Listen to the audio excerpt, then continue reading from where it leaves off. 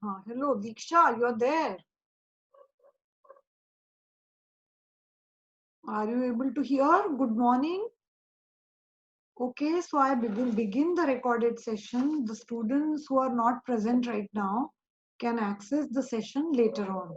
Okay, so this is the 8th class, and we have been discussing the AC to DC converter. So are you able to hear, Diksha? Yes, ma'am. Yes. Okay. So good morning. And Good morning. Sanjay is not there today. Ma'am उसका भी पता नहीं ma'am join कर रहा होगा वो. Okay, okay. So anyway, the lectures, you must have seen that the lectures are available online also. So you can just anytime you can revise them. You can just whenever you are free or whenever you can just download, and if you can study in your own time, okay? But you must give the quiz and the assignment, because that will keep you every weekly progress आपका होता रहेगा. Okay? So we have been studying the single phase AC to DC converter. Okay. So we have seen there are different types of converters, single phase, three phase, etc. And today's lecture objectives are to actually distinguish between the motoring and the braking operation. Okay. When is the machine going to motoring operation and braking operation?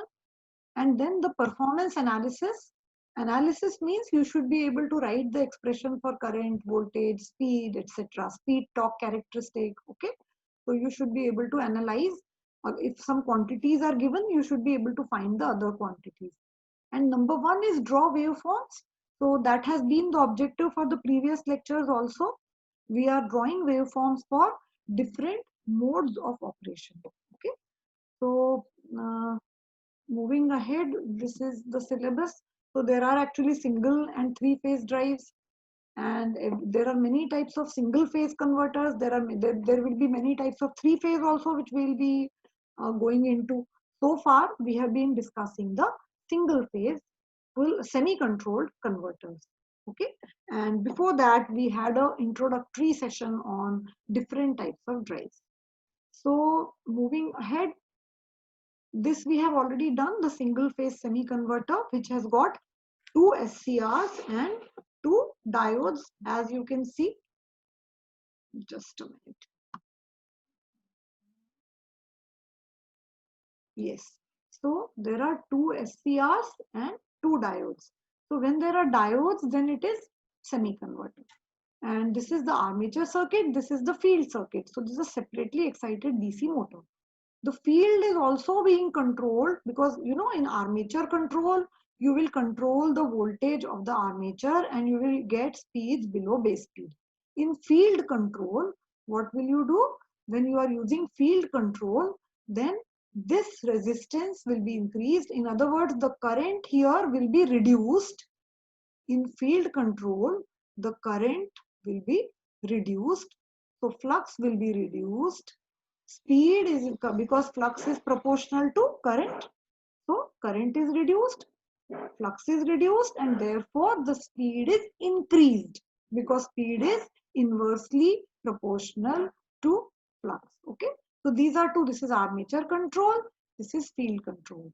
In field control, we can only, what can we do? Either the firing angle will be zero, so full voltage will be available to the field winding and full rated armature current will flow, full rated flux is generated. Okay, and the motor will have a speed of rated speed if the voltage here is rated. So when the firing angle here is zero, firing angle of the field SCRs, the SCRs or the converter, semi converter, which is supplying the field winding, when the firing angle is zero, then there is no voltage control here. Full DC voltage is available and therefore no field control. Okay, so you will change the speed only through this. You can reduce the speed from base speed to below base speed. You can go to, let us say, 10% of the base speed using the armature control. After that, when you want above base speed, then only you will start firing the SCRs. You increase the firing angle of the SCRs, the voltage here will reduce, voltage to the field winding. As a result, the field current will reduce. Okay, so and वो आगे का मैं बता ही चुकी हूँ कि field current will reduce, flux will reduce, and speed will increase. So this is the relationship. Firing angle 0, flux rated. Firing angle 30 degree, flux less. Firing angle 60 degree, flux even less. और कम होता जाएगा जैसे जैसे firing angle बढ़ेगा field STR का, तो flux कम होता जाएगा, स्पीड कम होती जाएगी. तो if you somebody asks you the relationship between field relation between the alpha f, हम इसको बोलते हैं, है ना, this is called alpha f. Alpha f is the firing angle of the field winding. Alpha a is the firing angle of the armature converter. Alpha f is the firing angle of the field converter. So relation between alpha f and speed, if somebody asks you, I'm sure you will be able to understand. ठीक है? कि how when there is no field control, alpha will be 0. Alpha is 0 का मतलब ये हो जाएगा कि SCR जो है वो पूरा के पूरा आपका शुरू से ही आपका 0 पे ही ट्रिगरिंग हो जाएगा, तो पूरा के पूरा AC वोल्टेज इसको मिलेगा. AC नहीं, मतलब converted DC. Full AC voltage will be there and which will give a rippled DC voltage. So is it clear, Diksha? Can I ask you? Yes, ma'am. हाँ, Yes, ma'am. clear. So I ask you now, if the firing angle alpha f is 0, then and here the alpha f is 0, then what will be the flux in the field winding? When alpha f is 0, so what will be the flux in the field winding? It will be Maximum. maximum, rated flux, maximum flux. When Yes, alpha is ma'am. increased, alpha is increased, तो alpha increase होने से voltage कम होगा, current कम होगा, flux कम होगा, and speed क्या होगा? How is speed related to flux? Yes, ma'am. Ma'am, inversely proportional, ma'am. Very good, very good. That's what. So I was just actually we had not discussed the field side, so that is why these slides are there. These are already shared with you, and we have conducted a full class on this. But we are kind of revising because this is the same thing which will happen for, this is a semi converter to SCR2 diode, but for the full converter also the same thing will happen. Okay, so that is why this काफी हद तक same ही रहेगा. तो अब इसको समझोगे तो वो difference between the two will be very clear to you. तो ये हम पूरा पढ़ चुके हैं, and we have seen that how these quantities change, और ये वाला पूरा hatched portion और ये वाला hatched portion बराबर होता है. In other words, ये पूरे में आपकी एनर्जी जो है स्टोर होती है, और यहाँ पे आपने ट्रिगरिंग करी है, ठीक है, you have triggered here, so this becomes the voltage across the load. After that, this is the DC voltage, ये यहाँ से लेके यहाँ तक. But after that what happens? The converter becomes reverse biased, the SCR becomes reverse biased, and therefore it is not able to conduct. तो इस period में क्या conduct करता है? Flywheel diode. यहाँ से यहाँ इस जगह से लेके इस जगह तक कौन conduct करता है? Flywheel diode. तो अब होता क्या है? At this point, the voltage V is equal to back EMF EB. The moment V becomes less than back EMF, the inductor starts the store. तब तक तो इंडक्टर में एनर्जी स्टोर होती है. इंडक्टर कौन कौन सा है? आर्मेचर इंडक्टर, एंड जो एडिशनल इंडक्टर अपन लोगों ने लगा रखा है सर्किट में, है ना, ये वाला. यहाँ पर there is a additional inductor and armature inductor is also there. तो टुगेदर जो टोटल इंडक्टर है. So when voltage V is greater than, V कब greater than E है? ये पूरे पोर्शन में, यहाँ से यहाँ तक V is greater than EB. Okay, but यहाँ पे फायरिंग नहीं हुई है, फायरिंग यहाँ हुई है. So that is why current आपका जो मोटर है, DC motor, it is connected to the source. कब? इस जगह पे. Here the motor is connected. So that is why inductor is getting stored. Energy is getting stored in inductor at this, up till this point. And energy is this V, and ये जो this hatched portion. Here the voltage V, instantaneous voltage V becomes less than E, and therefore inductor starts giving back the energy. Okay, तो ये अपन ने पढ़ाई है कि ये नीचे वाला कि when V is less than EB, तो एनर्जी सोर्स से भी ले रहे हैं, stored energy in inductor भी ले रहे हैं, and all this energy is going to the load. This we have seen. Okay, and we have seen that there are 4 quantities. उसमें confuse नहीं होना है. There is DC voltage, there is DC side current, and there is AC voltage and AC current. Okay, so all this we have already discussed in detail. Today we will discuss the same thing for the full converter also. ये बचे हुए 4 waveforms हैं. तो यहाँ firing हुई alpha ए पे, तो alpha से लेके पाई तक आपके दोनों डिवाइसेस TH1 और D2 कंडक्ट किए. यहाँ फ्लाईव्हील डायोड कंडक्ट किया और यहाँ से लेके यहाँ तक TH2 और D1 कंडक्ट किए. ठीक है, एंड बाद में यही चीज रिपीट हो गई. फिर उसकी naturally whenever the devices are on, the source current will flow. 0 से लेके अल्फा ए तक, क्योंकि द स्विच इज ऑफ, तो source is disconnected from the motor, so no current will flow. Source current flow ही नहीं होगा. Source का voltage है, इसलिए अगर आप प्रीवियस उस पर देखेंगे तो V तो अवेलेबल रहेगा ना, source voltage is there. But in this portion till there is firing from 0 to alpha A, there will be no source current because this source, ये source जो है is disconnected from the drive. ठीक है, so we are again and again actually revising the same thing. Now this wave, if you break this square wave बन जाता है, ये armature current का square wave बनता है, sorry, source current has got a square wave shape because 0 से alpha A तक कोई current flow नहीं होगा. फिर पाई पे फिर कोई करंट फ्लो नहीं होगा क्योंकि फ्लाई व्हीलिंग हो रहा है. तो जब फ्री व्हीलिंग हो रहा है डायोड से, तो no current will flow from source, no source voltage will be present. Okay, but armature current will flow. इस जगह पे आर्मेचर करंट जो है वो फ्लो करेगा. पीछे वाली स्लाइड में आप देखिए, from pi to alpha plus pi armature current will flow and it will flow through what? The flywheel. So circuit will be, no source is connected, no energy is taken from source, only the तीसरी condition ये हो जाएगा when V is less than EB. लेकिन after pi no energy, this energy taken from the source becomes 0. So only energy stored in the inductance is equal to energy supplied to the load. यहाँ एक चौथी condition भी होनी चाहिए थी. Okay, क्योंकि यहाँ पर भी V जो है वो लेस देन E ही है. तो ये ऐसे डायरेक्ट अपन बोलेंगे कि V is less than EB. So we should actually say when V is less than EB and omega t is less than pi. क्योंकि ओमेगा टी जब पाई से बढ़ जाएगा आगे, तो फिर सोर्स से कोई एनर्जी यहाँ पर हम नहीं ले रहे हैं. This should be clear that we are not taking any energy from source after पाई.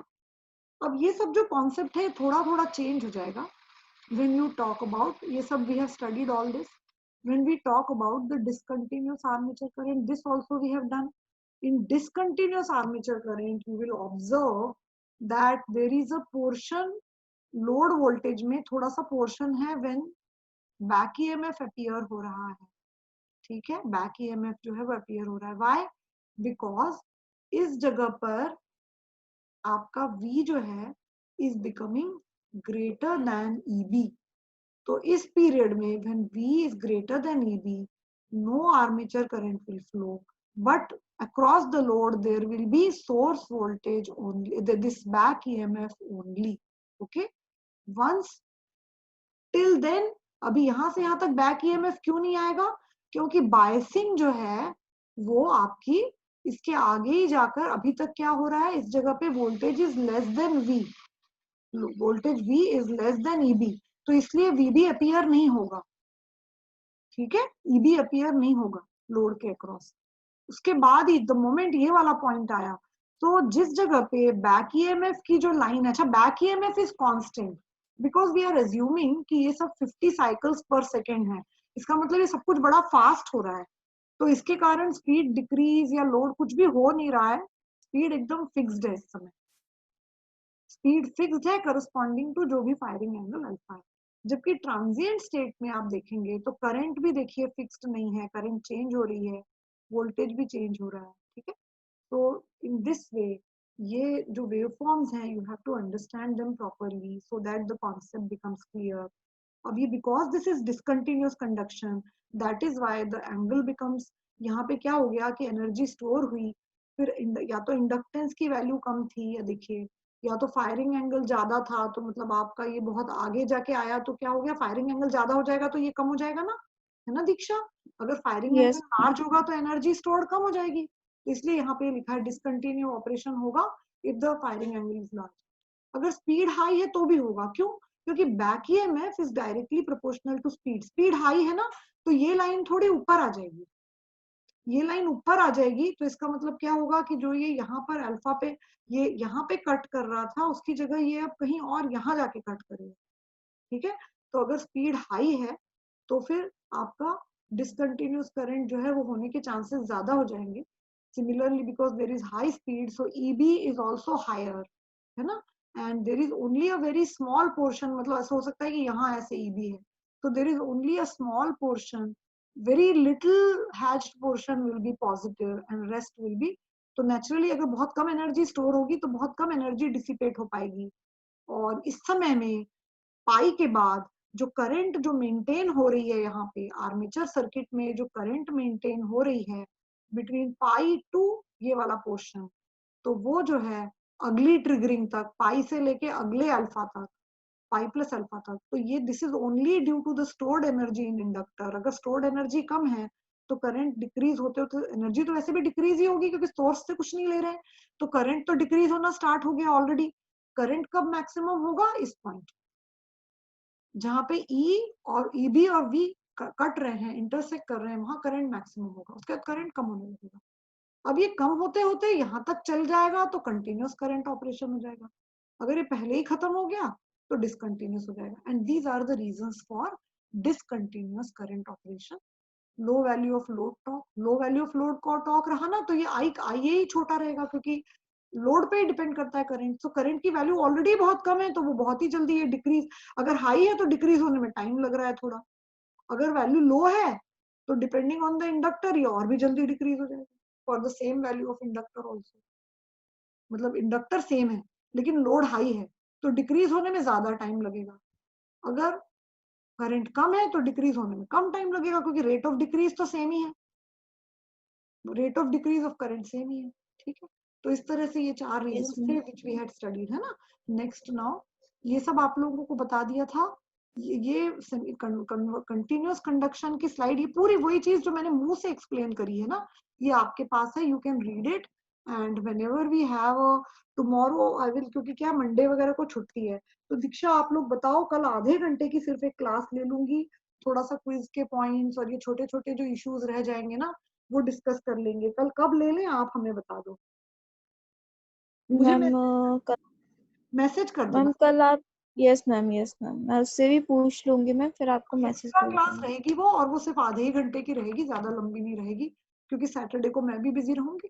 तो ये सब आप पढ़ लेना, और कुछ भी उसमें आपको डाउट है ना तो यू कैन आस्क, एंड अपन लोग उसको एक बार डिस्कस कर लेंगे, तो मतलब क्योंकि ये वाली क्लास में अपन सामने आमने सामने नहीं होते हैं तो उस क्लास में you can discuss.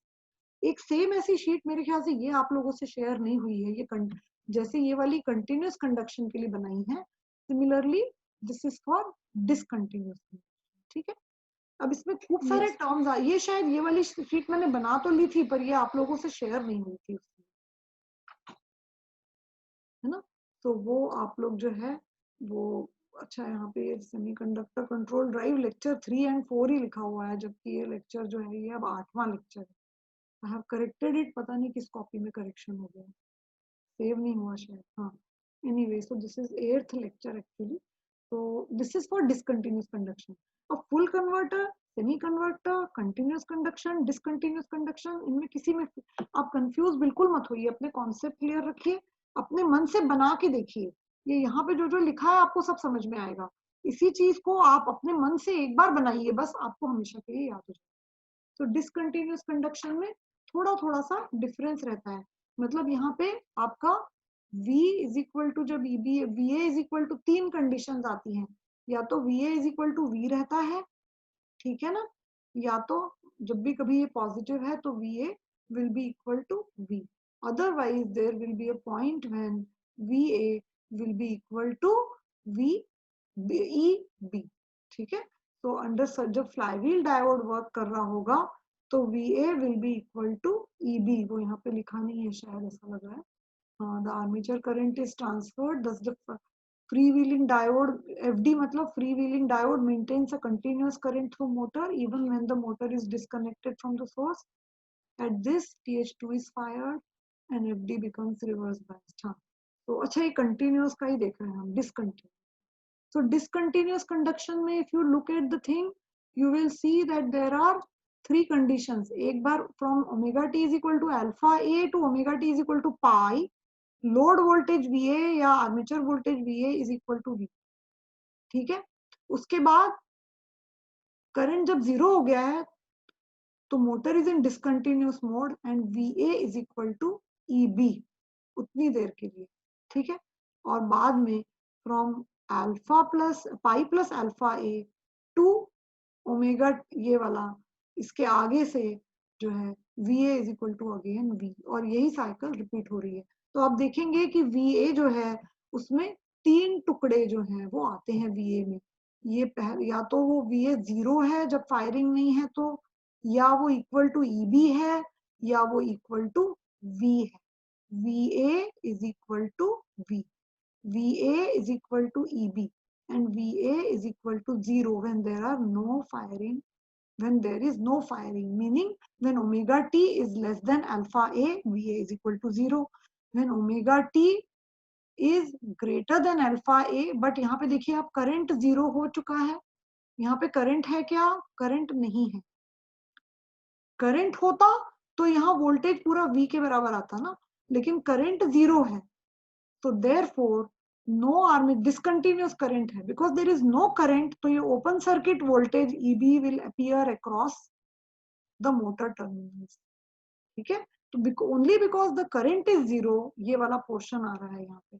Continuous conduction में ऐसा कोई पोर्शन नहीं आता था. ठीक है, देन ये वाला स्लाइड और पढ़ लेना. This is a new slide and what I have अभी अभी आपको जो एक्सप्लेन किया, बेसिकली हम ये पूरे 12 जो पॉइंट्स हैं उसमें we are moving across the X axis कि क्या क्या होता है. ठीक है, omega T is equal to alpha पे ट्रिगरिंग होती है, तो उसके बाद फिर जो है वो क्या क्या होता है, वोल्टेज कितना होता है, करंट कितना होता है. तो all these things have been explained and this we have explained very slowly, क्योंकि इस पे अपन कुछ भी पूछ सकते हैं. अगर आपको थ्योरेटिकल क्वेश्चन आया, अगर आप कोविड खत्म हो गया, हो सकता है आप लोगों को बड़े क्वेश्चन आएंगे, तो आपको इसी तरह से आंसर्स देने. जो ये PPTs है they are actually like notes. ये पूरे नोट्स हैं, आपको इनके हिसाब से ही आंसर देना है. बट इनको समझ लीजिए क्योंकि बहुत टाइप के कन्वर्टर हैं, ये सारा आप याद नहीं कर पाएंगे. तो if you understand the difference between these two, जैसे ये वाली शीट और इसकी प्रीवियस वाली स्लाइड को कंपेयर करके देखेंगे तो आपको दोनों में continuous conduction and discontinuous conduction का डिफरेंस जो है वो बहुत अच्छे से समझ में आपके आ जाए. ठीक है, नाउ ये भी स्लाइड एक चीज है जो आपको एक्सप्लेन करना है कि देर आर 4 इलेक्ट्रिकल क्वांटिटीज. मैंने पहले भी बताया, source voltage, source current, output voltage and armature current. ठीक है, जिसको अपन आउटपुट करंट भी बोल सकते हैं, लोड करंट भी. ये दोनों DC हैं और ऊपर के दोनों AC हैं. तो इनके बारे में भी ये जो पॉइंट्स मैंने लिखे हैं इनको ठीक तरीके से समझ लीजिए. इससे आपको बहुत अच्छे से वही चीजें जो मैंने बार बार बताई हैं, सेम चीज, same things are there. But if I ask you in some class, इनमें से मैंने कोई क्वेश्चन बनाए, पूछे या क्विज आया, so you should be able to think and reason. I think you will be able to do, you are doing very well. जो भी क्वेश्चन मैं क्लास में पूछती हूँ, you are able to tell. इसीलिए मैं वो स्लाइड अभी डिस्कस नहीं कर रही, नहीं तो रिवीजन हो जाएगा, आगे का कुछ नहीं. तो दीक्षा, संजय तो आज नहीं दिख रहे हैं. We begin now the single phase full converter drive. Okay, single phase full converter में नेचुरली चारों SCR होंगे और फील्ड साइड में भी चारों SCR हैं. तो दोनों साइड में full control, full means all SCR, semi मतलब 2 SCR और 2 डायोड. अब ये जो कन्वर्टर है, this is a 2 quadrant converter. You can see this is current and this is voltage. So here आपने पहले भी पढ़ा हुआ है ये सब कि in this particular converter the voltage can become negative also. ये जो लोड वोल्टेज है VA, it can become negative. Semi converter में वो नेगेटिव नहीं हो पा रहा था. Omega T is equal to pi पे जाके किसी भी हालत में वोल्टेज 0 ही हो जाता था. क्यों? क्योंकि जो पॉजिटिव हाफ साइकिल था वो थायरिस्टर और डायोड मिलके कंडक्ट कर रहे थे। यहाँ पे दोनों थायरिस्टर करेंगे, TH1 और TH3। वहां क्या था, TH1 और D1। तो जो डायोड है, द मोमेंट आपका नेगेटिव साइकिल स्टार्ट होता है, तो आपका जो डायोड होता है, ये नेगेटिव ये पॉजिटिव हो गया, ये पॉइंट पॉजिटिव हो गया ना नेगेटिव हाफ साइकिल में, पहले ये पॉजिटिव ये नेगेटिव, अब ये नेगेटिव, सॉरी ये नेगेटिव ये पॉजिटिव। द मोमेंट ये पॉजिटिव हो गया तो ये डायोड रिवर्स बायस हो गया, तो अकेला SCR तो करंट को फ्लो नहीं करा पाएगा ना, रिटर्न है ही नहीं। तो TH1 ऑन रहता है, अगर इसमें से करंट फ्लो हो रही है तो ये ऑन रहता है, बट क्योंकि उसका जोड़ीदार खत्म हो गया, at omega t is equal to pi, voltage, negative voltage cycle starts, negative cycle of the negative half cycle of AC, this becomes reverse biased in the semi converter, तो इस वजह से नेगेटिव वोल्टेज नहीं हो पाता। But यहाँ पे ये दोनों मिलके आप देखेंगे, ये दोनों मिलके पूरा नेगेटिव साइकिल में भी ये कंडक्ट कर सकेंगे, पूरी जो नेगेटिव AC है। तो इसका मतलब ये पॉइंट जो है इसको नेगेटिव बना देंगे और इसको पॉजिटिव बना देंगे, जबकि अभी तक क्या था, पूरे टाइम ये पॉजिटिव ही रहता था, चाहे ये दोनों कंडक्ट करें चाहे ये दोनों कंडक्ट करें, but this point was always positive. ठीक है, तो अब इसमें दीक्षा सबसे इंपॉर्टेंट बात जो समझने की है वो ये है फुल कन्वर्टर में, कि करंट चाहे ये दोनों कंडक्ट करें चाहे ये, करंट ऑलवेज इसी दिशा में बहेगी। मतलब करंट हमेशा यहाँ ऊपर से नीचे की तरफ, जैसे ये IA का एरो बता रहे हैं ना, तो चाहे जनरेशन हो, ये जनरेशन है एंड ये मोटरिंग ऑपरेशन है, तो दोनों में करंट आप देखिए पॉजिटिव है, करंट नेगेटिव हुई क्या, नहीं हुई। तो current will always be positive even in the full converter. Current will not become negative, only voltage will become negative. Load current will always be in this direction as I have shown, but voltage will be available to the load even during the negative cycle. तो positive cycle में ये plus ये minus हो जाएगा, जैसे अभी इसमें दर्शाया गया है, नेगेटिव साइकिल में ये पॉइंट नेगेटिव हो जाएगा and this point will become positive, उल्टा हो जाएगा। So because negative मतलब डायरेक्शन में भी आपका ऑपरेटिंग पॉइंट है, ये है ना 0 to -VA, that is why this becomes a two quadrant converter. First quadrant when current and voltage both are positive, second quadrant when current तो positive है but the voltage has become negative. And ये कैसे हो पाता है, ये भी मैंने आपको बताया कि SCRs are current control devices, इनकी जो ट्रिगरिंग है ना दोनों की, वो नेगेटिव साइकिल में कभी नहीं हो पाएगी। आप सोचोगे कि ये पॉइंट नेगेटिव है और ये पॉजिटिव है, ये नेगेटिव है तो ये वाला क्या है, ये आपका P है ना, ये नेगेटिव है तो ये रिवर्स बायस्ड है। अब आप सोचोगे नेगेटिव साइकिल में इसको फायर करें, that is not possible. Fire तो पॉजिटिव साइकिल में इनको TH1 और TH3 को, और नेगेटिव साइकिल में TH2 और TH4 को ही करना पड़ेगा फायर।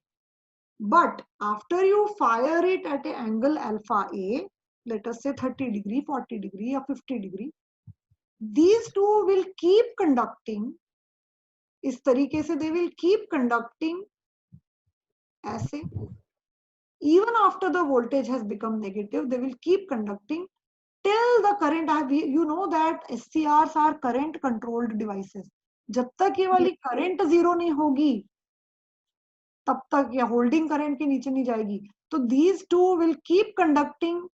पहले ये लोग दोनों जब कंडक्ट करेंगे ना, तो ये तो स्विच है, शॉर्ट हो जाते हैं, तो ये पॉजिटिव पॉइंट यहाँ पे आ जाएगा, और जब नेगेटिव साइकिल शुरू हो जाएगा तो नेगेटिव पॉइंट यहाँ आ जाएगा, but these will keep conducting like this, मतलब फ्लो ऐसे ही बना रहेगा हमेशा, जो मैं दिखा रही हूँ, चाहे पॉजिटिव वोल्टेज आ जाए चाहे नेगेटिव वोल्टेज आ जाए, they will keep conducting till there are two condition, ये दोनों के बंद होने के और यहाँ पे नेगेटिव साइकिल हटने के दो ही कंडीशन है।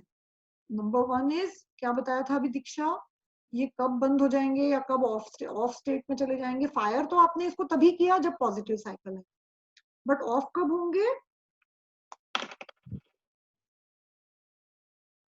हम पॉजिटिव में ही तो ऑफ होंगे मैम। एक मिनट, पॉजिटिव में मैम फायर होंगे 1 और 3 कंडक्ट करेंगे मैम, हाँ, लेकिन ये ऑफ नेगेटिव में भी करते रहेंगे, नेगेटिव में भी करते जी रहेंगे, मतलब ओमेगा टी पाई के आगे भी करते रहेंगे, omega T is equal to pi के आगे भी करते रहेंगे। तो ऐसा क्यों? मैम, इंडक्टर की वजह से मैम। आ, हाँ, आप बात तो सही कह रहे हैं। और कुछ और बताइए, क्योंकि ये इसलिए भी क्योंकि ये करंट जो है वो इंडक्टर के थ्रू, मतलब अब क्या है कि सोर्स से, मतलब जब नेगेटिव साइकिल आएगा ना, तो ये वोल्टेज क्या हो गया, नेगेटिव हो गया, ये वीए नेगेटिव हो गया, करंट पॉजिटिव है, तो पावर क्या हो जाएगा, नेगेटिव हो जाएगा। वीए नेगेटिव यस है, मैम। आईए पॉजिटिव है, तो पावर नेगेटिव हो गया। तो power will flow from inductor side to this, current ऐसे फ्लो करेगा, करंट वैसे ही फ्लो करता रहेगा। पावर ये सोर्स से नहीं लेगा मोटर, बल्कि it will return to the source, मतलब ये ब्रेकिंग में चला जाएगा। जैसे ही वोल्टेज नेगेटिव होगा, it will go to braking mode, उसकी स्पीड कम होने लगेगी, मोटर की स्पीड कम होने लगेगी, और करंट ऐसे ही फ्लो करेगी, वोल्टेज नेगेटिव हो जाएगा। इंडक्टर जो है वो पावर सर्कुलेट करेगा, इंडक्टर और काइनेटिक एनर्जी जो इसकी है वो पावर सर्कुलेट करेंगे। और जो मेरा सवाल था कि ये दोनों omega T is equal to pi पे ऑफ क्यों नहीं हुए, है ना, वो ऑफ क्यों नहीं हुए? तो उसका रीजन ये है सीधे सीधे कि क्योंकि ये जो करंट है वो इंडक्टर के कारण, वोल्टेज भले जीरो हो गया, करंट जीरो नहीं हुई, क्योंकि इंडक्टर के यस। कारण करंट लैग कर रही है। तो इंडक्टर के कारण current circulate, continuous current maintain रहेगा। तो ये करंट कंट्रोल डिवाइसेस है। तो करंट क्योंकि इनको है अभी, इनके थ्रू जब तक करंट फ्लो होते रहेंगे, इनमें रिवर्स बायस, वो जो डिप्लीशन लेयर वेयर होती है, जो ब्लॉकिंग लेयर रहती है, तो वो तो जनरेट नहीं हो पाएगी ना। तब तक एससीआर ऑफ नहीं होता है जब तक उसके अगेंस्ट वो ब्लॉकिंग लेयर नहीं आती है। तो that is why it will keep conducting. या दूसरी कंडीशन क्या, मतलब पहली क्या कंडीशन बताई ऑफ होने की? पहली कंडीशन है कि IA शुड बिकम जीरो, तब ये दोनों ऑफ हो जाएंगे। दूसरी कंडीशन ये है कि TH1 और TH2 रिवर्स बायस हो जाए, मतलब जैसे कि इनके अक्रॉस एक उल्टा वोल्टेज लग जाए। वो कैसे होगा? अगर TH2 को फायर किया और TH4 को फायर किया, जैसे ही आप इसको फायर करोगे ना, तो क्या होगा, इसको आप नेगेटिव साइकिल में फायर करोगे, ये पॉइंट नेगेटिव है, ये सॉरी अब ये पॉजिटिव हो गया ना, नेगेटिव साइकिल में ये नेगेटिव ये पॉजिटिव, तो ये फॉरवर्ड बायस हो गया। अब आपने इसको ट्रिगर कर, जब तक ट्रिगर नहीं किया तब तक ये कुछ भी नहीं करेगा। अब आपने इसको ट्रिगर कर दिया नेगेटिव साइकिल में, जैसे ही इसको आपने ट्रिगर किया, तो क्या हुआ, ये नेगेटिव पॉइंट तो यहाँ था ही, ये पॉजिटिव पॉइंट इसके थ्रू क्योंकि शॉर्ट हो गया, ये यहाँ, तो मतलब ये SCR को रिवर्स वोल्टेज मिल गया। समझ गए दीक्षा? ये नेगेटिव यस पॉइंट मैम। यहाँ आ गया और पॉजिटिव पॉइंट ये शॉर्ट हो गया ना, तो यहाँ आ गया। इसीलिए अपन बार बार बोलते हैं कि जैसे ही TH2 को ऑन करेंगे TH1 ऑफ हो जाएगा, और जैसे ही TH1 को ऑफ करेंगे TH2 ऑफ हो जाएगा, क्योंकि ये एक दूसरे के अक्रॉस पूरा रिवर्स वोल्टेज जो है, AC रिवर्स वोल्टेज पूरा के पूरा इसके अक्रॉस आ जाएगा। तो SCR, अगर किसी भी कंडक्टिंग SCR के across if you apply reverse bias, if you reverse bias the device, apply a reverse voltage, reverse polarity voltage, मतलब PN है तो P को पॉजिटिव देने की बजाय P को नेगेटिव दे दोगे, और उधर वाला जो N है, this is P and this is N, तो P को अगर आपने नेगेटिव सप्लाई दे दिया और N को पॉजिटिव दे दिया, तो SCR एकदम से ऑफ हो जाएगा इमीडिएट। ठीक है, और यहाँ पे भी वही होगा, आप देख सकते हैं कि इफ यू फायर TH3, तो ये पूरा के पूरा नेगेटिव वोल्टेज जो है ये इसके अक्रॉस आ जाएगा। सॉरी TH4 फायर करोगे तो TH3 के अक्रॉस पूरा नेगेटिव वोल्टेज आ जाएगा, ये नेगेटिव है, ये फॉरवर्ड बायस हो गया, तो ये नेगेटिव पॉइंट यहाँ से चल के इधर इसको नेगेटिव वोल्टेज मिल गया, और ये पॉजिटिव मिल गया, मतलब ये प्लस हो गया ये पॉइंट, ये नेगेटिव हो गया, और पूरा जो V की वैल्यू है वो उल्टा इसके अक्रॉस आ गई, रिवर्स।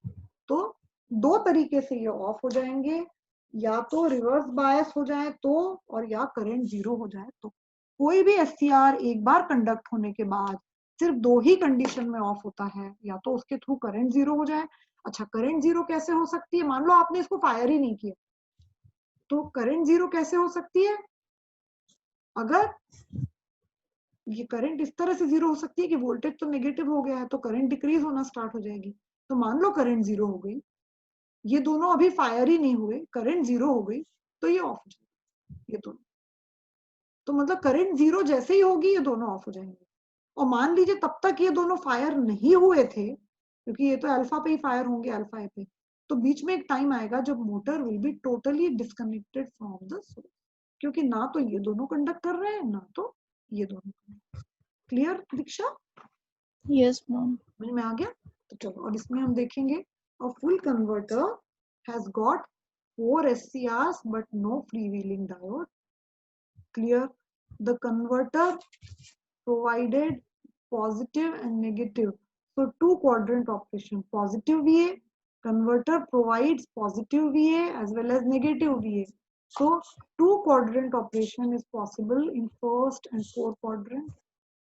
ठीक है, यहाँ देख रहे हैं अपन। अच्छा ये करंट और वोल्टेज है, अगर टॉर्क एंड स्पीड बनाएंगे ना, टॉर्क एंड स्पीड बनाएंगे इधर, तो ये क्वाड्रेंट ऐसे इधर दो क्वाड्रेंट हो जाएंगे, ये फर्स्ट क्वाड्रेंट और ये सेकंड क्वाड्रेंट में वर्क करेंगे, क्योंकि टॉर्क तो उसका नेगेटिव नहीं होगा ना, टॉर्क इधर ही रहेगा ना। ठीक है, यस इस तरीके से टॉर्क ऑलवेज, क्योंकि करंट रिवर्स नहीं हो रहा है तो टॉर्क भी रिवर्स नहीं होगा। ठीक, तो टॉर्क स्पीड कैरेक्टरिस्टिक भी अगर बनाएंगे तो मोटर जो है वो उल्टी डायरेक्शन में घूमने की पॉसिबिलिटी इसमें रहेगी। फिर current remains unidirectional due to the unidirectional SCR. SCR में से करंट किसी भी सूरत में ऐसे ही फ्लो करेगी, इस एरो में कभी भी ऐसे उल्टा करंट फ्लो नहीं हो सकता इसमें, हमेशा पी से एन की तरफ ही करंट जो है वो फ्लो करेगी किसी भी कंडीशन में। This point is P and this point is N in SCR, and the current will always flow in this direction, never in the reverse direction, never. Similarly इसमें भी सब में इसी डायरेक्शन में करंट फ्लो करेगा, इसी direction में current flow करेगा from P to N, never in the reverse direction.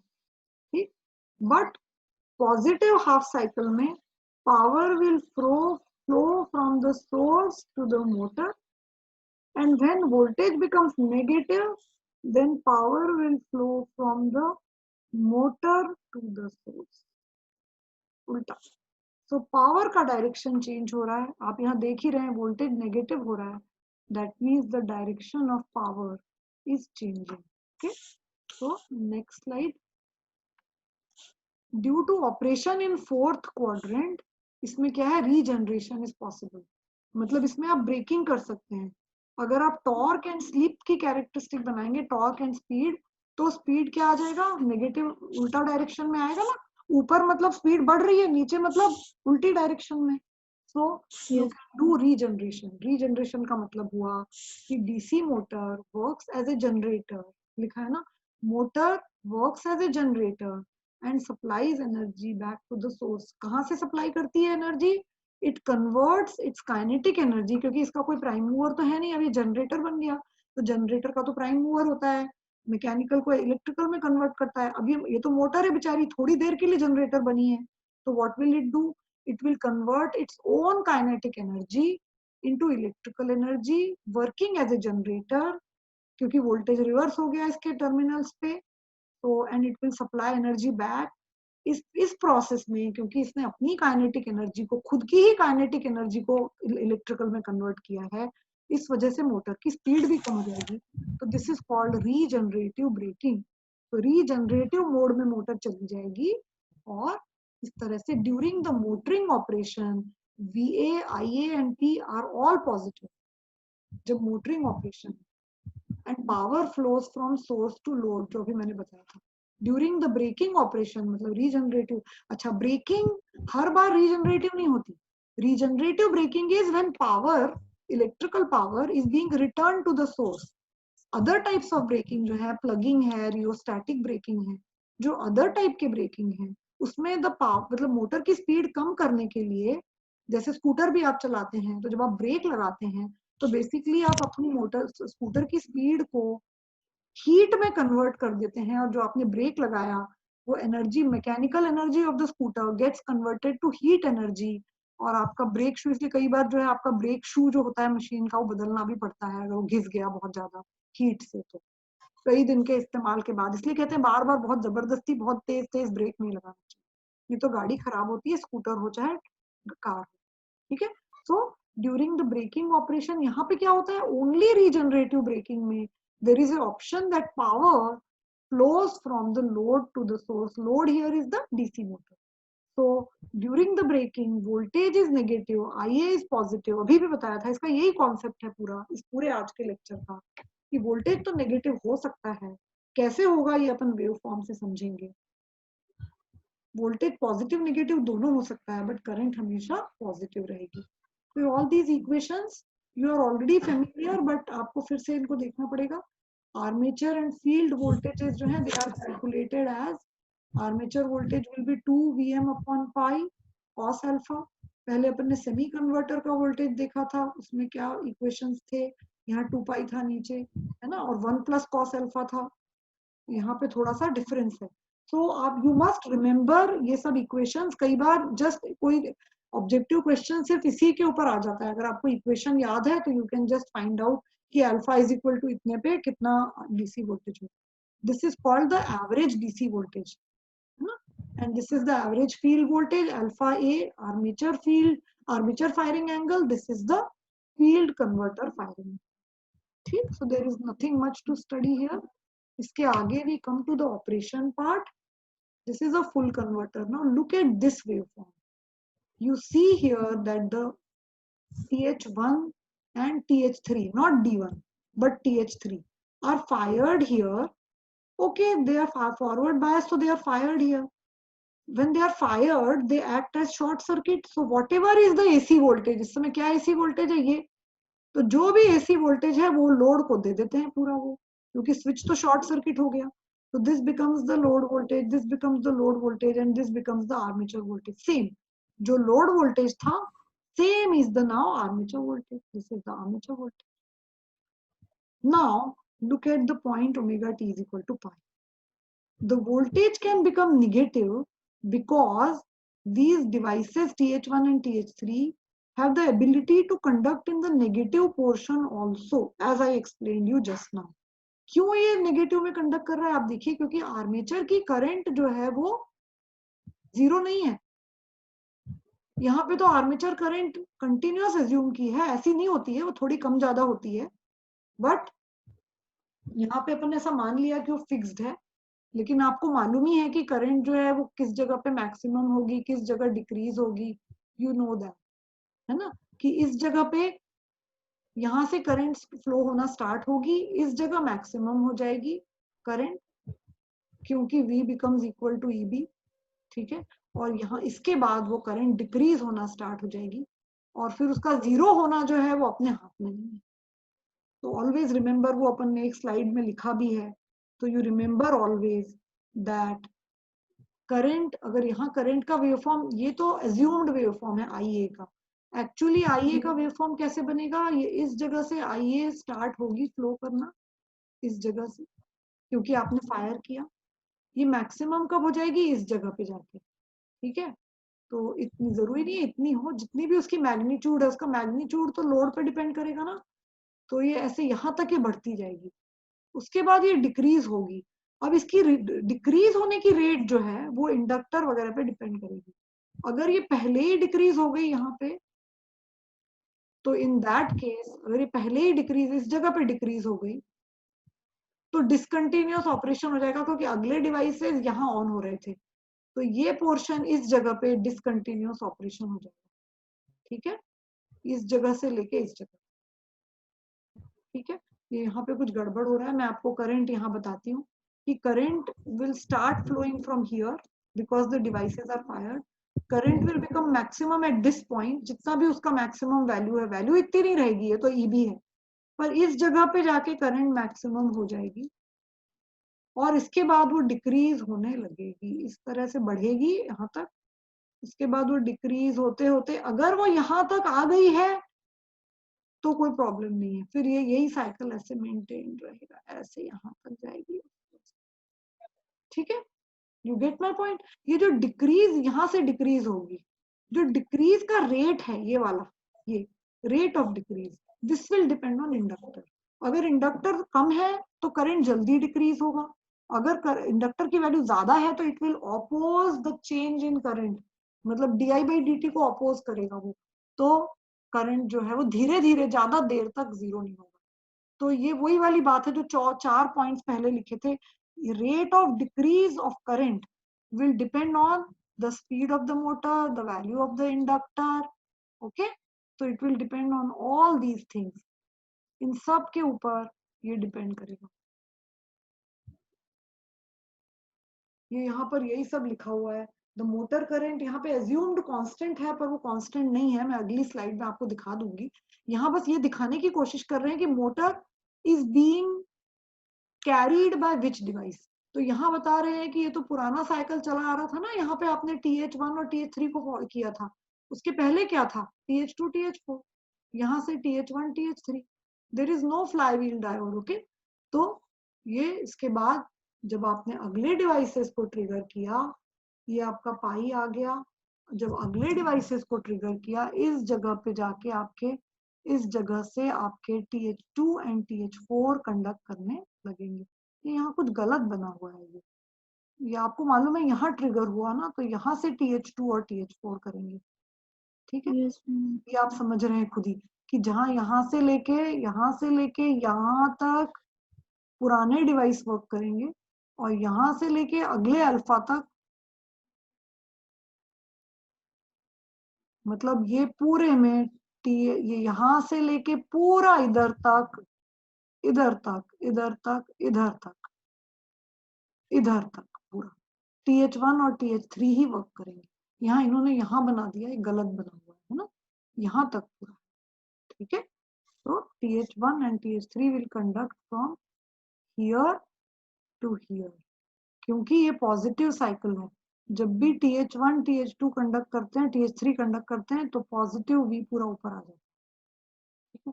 अब आपको समझ में आ गया कि, और ये इस पोर्शन में पूरे में वो दूसरे दोनों जो है, क्या क्या नाम है उनके, TH2 और TH4 वो कंडक्ट, फिर यहाँ से लेके यहाँ तक, यहाँ ऊपर गलत बना हुआ, ठीक है, ये गलत बना यस हुआ मैम। है, इसको ठीक मतलब मैं करती हूँ अभी जो स्लाइड है इसमें। तो बाकी, तो अब इसका मतलब है नेगेटिव पोर्शन आने लगा, लेकिन अभी आप देख रहे हैं पॉजिटिव पोर्शन ज्यादा है, नेगेटिव कम है, तो इसको अपन लोग बोलेंगे, और कंटिन्यूअस करंट मोड है क्योंकि करंट कहीं जीरो हो ही नहीं रहा है, इसको बोलेंगे motoring operation. This operation is motoring operation, ठीक है। फिर it is assumed that when one pair of devices is triggered, only then the other pair is turned off। ये मैंने आपको एक्सप्लेन किया था कि एक पेयर जो है TH1 और TH3 वो तभी ऑफ होगा जब TH2 TH4 तब तक वो कंडक्ट करता रहेगा, ठीक है। फिर करंट जो है इट इज ट्रांसफर्ड, इट नहीं मतलब current is transferred from TH1 TH3 to TH2 TH4।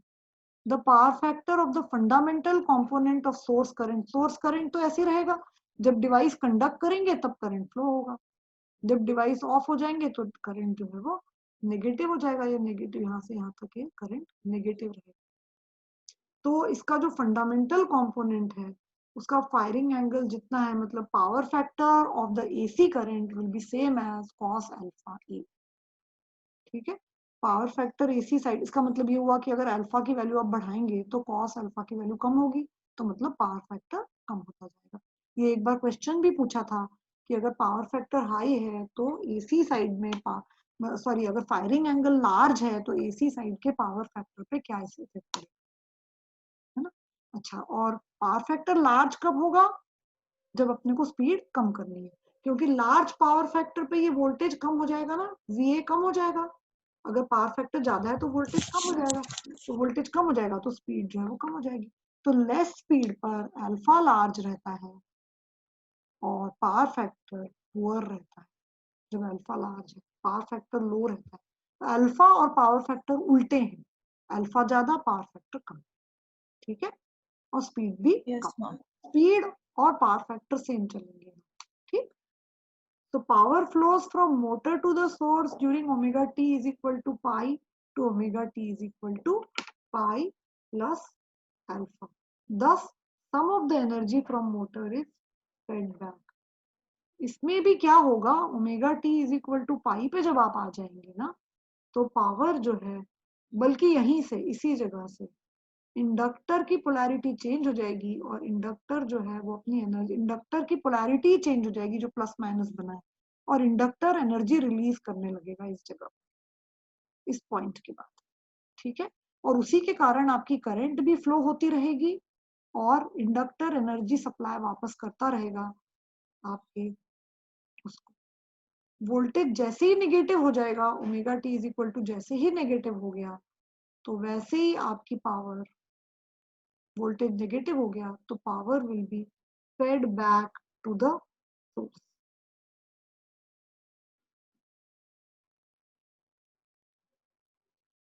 Next is, अभी आपने देखा था जो पुराना वेव फॉर्म था ये वाला, इसमें आपका VA नेगेटिव नहीं है, थोड़ा सा ही नेगेटिव है। अगर एवरेज VA की वैल्यू निकालेंगे, एवरेज वैल्यू ऑफ VA, तो वो नेगेटिव नहीं है। लेकिन अगर आपका अल्फा 90 से ज्यादा हो जाए, आप शुरू से सुनते हैं, तो क्या हो जाता है, converter starts working as a inverter and generating mode में मोटर आ जाता है। ये पूरा मोटरिंग मोड है, ये जनरेटिंग मोड है। अब आप देखिए, SCR TH1 और TH3 को कहाँ ट्रिगर किया आपने, अल्फा 90 के बाद ट्रिगर किया। जब आपने इसको ट्रिगर किया तो ये कंडक्ट होता रहा होता रहा होता रहा। ठीक है, अब ये इस जगह पे तो नेगेटिव साइकिल आ गई ना, इसके आगे तो पाई आ गया ना, लेकिन ये फिर भी नेगेटिव वोल्टेज ही लोड को देता रहा देता रहा देता रहा देता रहा देता रहा देता रहा। क्यों? क्योंकि ये ऑफ तब तक नहीं हो सकता था जब तक कि ये TH1 और TH3 यहाँ ट्रिगर हुए। ये तभी ऑफ होंगे जब TH2 और TH4 फायर होंगे, क्योंकि ये जब फायर होंगे तो ये इनको रिवर्स बायस करेंगे, तो ये ऑन ही रहेंगे। तो ये तो ऑन ही रहेंगे, लेकिन वहां AC का वोल्टेज तो रिवर्स हो गया, तो अब रिवर्स वोल्टेज ही ये लोड को देते रहे, क्योंकि ये तो शॉर्ट है। तो जो भी इनके अक्रॉस वोल्टेज है वो मोटर को मिलता रहेगा, तो मोटर जो है उसका वोल्टेज, एवरेज वोल्टेज नेगेटिव हो जाएगा मोटर के अक्रॉस। दैट इज वाई ये कंडीशन एवरेज कब आएगा, ये जब अल्फा ग्रेटर देन 90 हो जाएगा, तो motor terminals are reversed if alpha is greater than 90। और मोटर के टर्मिनल्स भी, अगर आपने उस समय एक स्विच लगाकर मोटर को उल्टा कर दिया अगर स्विच से, तो वो जनरेटर बन जाएगी, और एवरेज VA उसके अक्रॉस नेगेटिव हो जाएगा। ठीक है, इसमें आपको मोटर के टर्मिनल्स को रिवर्स करना पड़ेगा। जब भी आपका रीजनरेशन होता है, कमांड जाती है रीजनरेशन की, तो फिजिकली मोटर के टर्मिनल्स को भी रिवर्स करना। तो SCR TH1 and TH3 continue to remain forward biased during negative cycle of AC। ये पॉइंट इसमें इंपॉर्टेंट है ना, because this point is important, this point, because ये थोड़ा अलग है कि ये फायर तो फॉरवर्ड बायस में होते हैं, लेकिन कंडक्ट रिवर्स बायस में भी कर सकते हैं। वही दो कंडीशन, जब तक, बिकॉज इफ IA इज 0, या अगर ये रिवर्स बायस नहीं हुए, तो जब तक ये दोनों फायर नहीं होंगे। अच्छा, अल्फा ग्रेटर देन 90 है, तो ये तो बहुत बाद में फायर होंगे ना, TH2 TH4, ये तो पाई के जस्ट बाद, थोड़ी यहाँ थोड़ी कहीं होंगे कि 30 डिग्री होता 40 डिग्री, ये तो 90 से ज्यादा है। तो पाई प्लस, मान लो 120 है, तो पाई प्लस 120 कितना होगा, 180 प्लस 120, तो मतलब हो गया 200, 300 हो गया ना। तो ये तो बहुत बाद में फायर होंगे, 300 डिग्री पे होंगे, तो तब तक वही कंडक्ट करते रहे। ऐसा करने से क्या हो गया, अब पॉजिटिव वोल्टेज कम हो गया, नेगेटिव पोर्शन ज्यादा हो गया, तो average voltage is negative and motor is now in the generating mode. इसको अपन बोलेंगे that the motor is now in generating mode if minus V during regenerative mode. अगर -V is greater then -EB है, तो breaking operation जो है, breaking current जो है increase होती है। ठीक है, और -V is less than -EB, तो ब्रेकिंग करंट डिक्रीज होती है, क्योंकि अब इसके लिए उल्टा ही सही है। आप समझ रहे हैं ना, करंट तो हमेशा ही पॉजिटिव है, तो लेकिन उल्टी, जब मोटर उल्टी हो चुकी है, तो उसके लिए ये कंडीशंस जो पहले क्या था, if V is greater then EB, है ना, तो मोटर करंट बढ़ती चली जाएगी। यहाँ पे क्या हो जाएगा, अगर -VB is greater then EB, तो ब्रेकिंग करंट इंक्रीज होगी, और -V is less than EB, -EB, EB भी माइनस में चला जाएगा। मैं आपको अगली स्लाइड पे दिखाती हूँ, ये वाले पॉइंट्स आप अगली स्लाइड से समझ सकते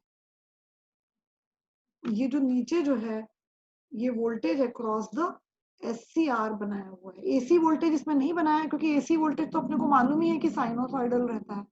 AC वोल्टेज को ज्यादा बनाने की जरूरत ही नहीं है ना। AC वोल्टेज तो हमें मालूम है कि साइनोसॉइडल AC वोल्टेज है। ये वेव तो है ही AC वोल्टेज को तो बता रही है ये वेव, है ना। तो AC वोल्टेज नहीं बनाया है।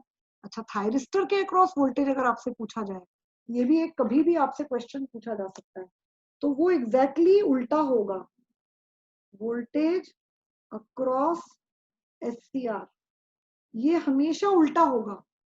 Meaning if the switch is on, the voltage across SCR will be 0, and when Yes, SCR is ma'am. on, तो पूरा के पूरा AC वोल्टेज उसके अक्रॉस होगा। इन अदर वर्ड्स, अगर आप ये वाला वोल्टेज चौथा वाला और ये लोड वोल्टेज को जोड़ देंगे तो आपकी पूरी वेवफॉर्म बन जाएगी, ठीक है ना। जैसे इतनी देर तक अल्फा तक आपके पॉजिटिव SCR TH1 और TH3 जो पॉजिटिव साइकिल में काम करते हैं वो ऑन नहीं हुए थे, मतलब TH1 TH4 ऑफ थे, TH3 ऑफ थे, तो पूरा के पूरा AC cycle positive cycle switch के अक्रॉस है। समझ रहे हैं ना इस तरीके। और जैसे ये ऑन हुए तो वोल्टेज 0 हो गया यहाँ तक। फिर इधर जाके क्या हुआ, TH2 और TH4 ऑन हो गए। जैसे ही TH2 TH4 ऑन हुए, TH1 TH3 क्या हुए, बंद हो गए। जैसे ही वो ऑफ हो गए तो उनके अक्रॉस अब क्या हो जाएगा, ये ऑफ हो गए ना, यहाँ पे स्विच ऑफ हो गया तो उसके अक्रॉस पूरा सोर्स वोल्टेज आ जाएगा, जो भी सोर्स वोल्टेज है उसमें। ठीक है, समझ रहे हैं। तो अपन पूरी एक पॉजिटिव साइकिल बनाए और पूरी एक नेगेटिव साइकिल बनाए। नेगेटिव उल्टी बनेगी, है ना। तो उससे अपने को क्लियरली समझ में आने लगेगा कि कब क्या वोल्टेज वेवफॉर्म जो है वो किस तरीके से कंडक्ट कर रही। ठीक है। so if you want me to explain this to you, this card, just tell you, एक स्लाइड इसमें मान लो मैं इंसर्ट कर लूं,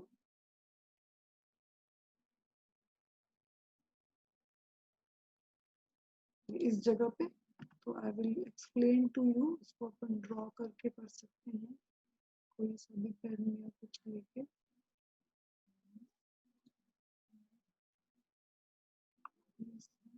शेप तो नीचे, मुझे पेन थोड़ी, इसमें मुझे पेन नहीं मिलता क्या इसमें।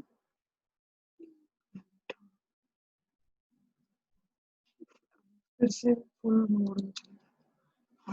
So what I can explain to you is here pen. So basically what you do is, अब मैं पता नहीं कैसे इधर बनाती हूँ तो उधर निकल आता है। नेगेटिव तो मैंने बनाया ही नहीं, फिर भी बन गया है, फिर दब जाता है ना प्रैक्टिस में। ये आपकी पूरी पॉजिटिव साइकिल है, और ये जो Yes, dash dash dash dash dash dash करके बनेगी वो नेगेटिव साइकिल है ना। negative. ये Yes, साइकिल हाँ आपको पता ही है, बना लीजिए। अगर यहाँ पे फायरिंग हुई है, ये अल्फा है ना, तो जो यहाँ पे आपने किसको फायर किया, पॉजिटिव वालों को फायर किया, ठीक है ना। तो जैसे ही आपने पॉजिटिव वालों को फायर किया तो उनका वोल्टेज क्या हो जाएगा, 0 हो जाएगा। तब तक उनके अक्रॉस क्या रहेगा, ये वाला वोल्टेज अपीयर होगा, ऐसा ये यहाँ से यहाँ तक अपीयर होगा, फिर ये 0 हो जाएगा इस जगह पे। अब ये फायर्ड है करके 0 हो जाएगा, फिर ये ऐसे ऐसे यहाँ तक चलेगा। अब ये यहाँ तक ट्रिगर कर रहे थे, ठीक है ना। यहाँ yes, आने के बाद क्या हो जाएगा, इस जगह पे आने के बाद अब ये फिर ऑफ हो जाएंगे, ये वाले SCR। तो वोल्टेज अक्रॉस SCR अगर आप बोलेंगे तो ये फिर से ऐसे लोड ऑफ हो जाएंगे ना, तो उनके अक्रॉस पूरा ये वाला वोल्टेज अपीयर हो जाएगा। लोड के अक्रॉस वोल्टेज, ये वाला जो वोल्टेज है ये पूरा उनके अक्रॉस हो जाएगा। तो मतलब उनकी वेव शेप कैसे आ जाएगी, अगर अपन यहाँ पे देखें तो इतनी देर तक उसमें वेव शेप आएगी, इधर ऐसे ऐसे आएगी, ठीक है। उसके बाद यहाँ से लेके जब तक वो यहाँ तक ट्रिगर कर रहे थे तो वो ऑन थे, तो TH1 TH4 के क्रॉस कोई वोल्टेज नहीं आएगा, 0 है।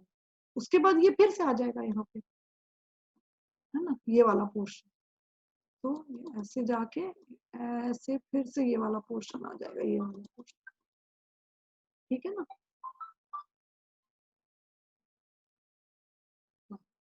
हेलो, हाँ हेलो हेलो तो में सर वेट कर रहे हैं। अच्छा हाँ, वो क्लास मेरी बंद ही नहीं हुई है, मैं आ रही हूँ। अच्छा हाँ Diksha, I have a class now, so I will stop and we'll discuss tomorrow का टाइम मुझे प्लीज बता देना आप, ठीक? प्लीज टेल जी मी द टाइम एंड